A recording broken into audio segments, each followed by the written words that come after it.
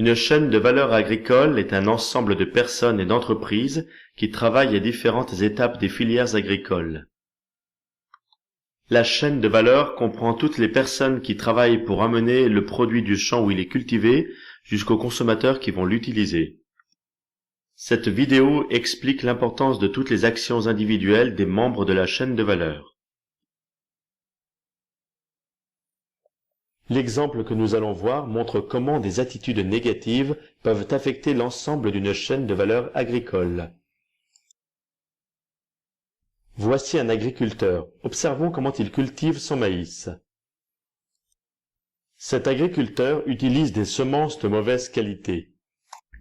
Lorsque des insectes attaquent ses cultures, il choisit d'utiliser le pesticide le moins cher, alors que celui-ci est dangereux et n'est pas adapté à la culture du maïs.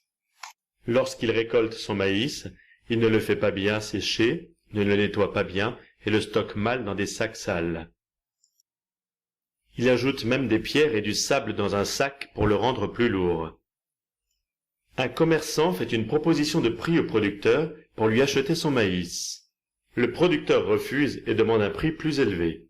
Le commerçant lui explique que son maïs ne respecte pas les normes de qualité et que la quantité vendue est faible, c'est pourquoi il ne peut pas lui proposer un meilleur prix. L'agriculteur s'énerve et parle mal au commerçant.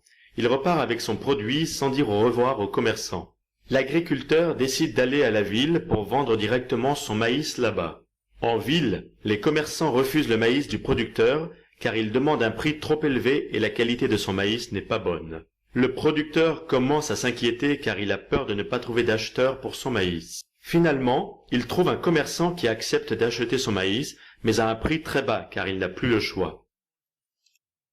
Le commerçant va vendre le maïs à un transformateur. Le transformateur se rend compte que la qualité du maïs n'est pas bonne et offre au commerçant un prix très bas. Finalement, le commerçant n'a pas gagné d'argent. Le transformateur ne peut pas transformer le maïs tel quel. Il est obligé de le faire sécher, puis de le nettoyer avant de pouvoir le transformer en farine. Le transformateur va au marché vendre sa farine, mais personne ne veut acheter sa farine qui semble de mauvaise qualité.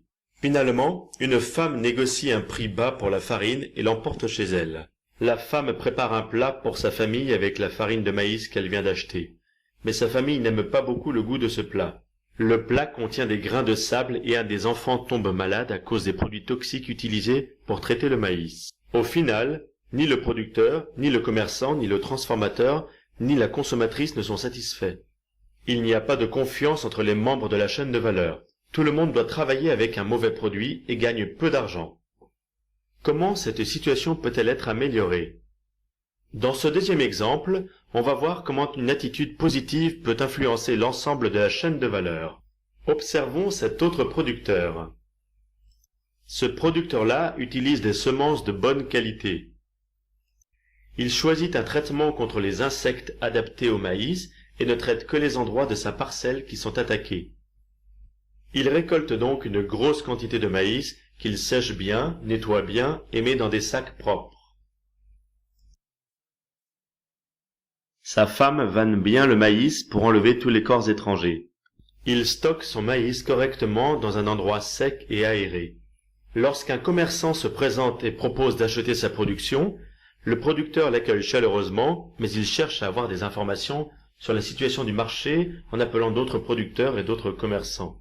Il demande également à d'autres producteurs s'ils veulent vendre avec lui pour négocier un meilleur prix. Finalement, d'autres producteurs le rejoignent et ensemble ils obtiennent un bon prix car les quantités de maïs sont importantes et la qualité est bonne. Le commerçant vend facilement et à un bon prix l'ensemble du stock à un transformateur. Le transformateur est content car il a beaucoup de produits et un produit de bonne qualité. Lorsque le transformateur apporte sa farine de maïs au marché, il la vend facilement à de nombreuses femmes et à un bon prix. Les femmes cuisinent avec la farine de maïs pour leur famille. Les membres de la famille aiment beaucoup le plat et remercient les femmes pour cette bonne nourriture. Dans cette deuxième situation, tous les membres de la chaîne de valeur sont contents et ont obtenu un bon produit et plus d'argent. Tout ceci est possible lorsque la production, le stockage et la transformation sont tous faits avec soin.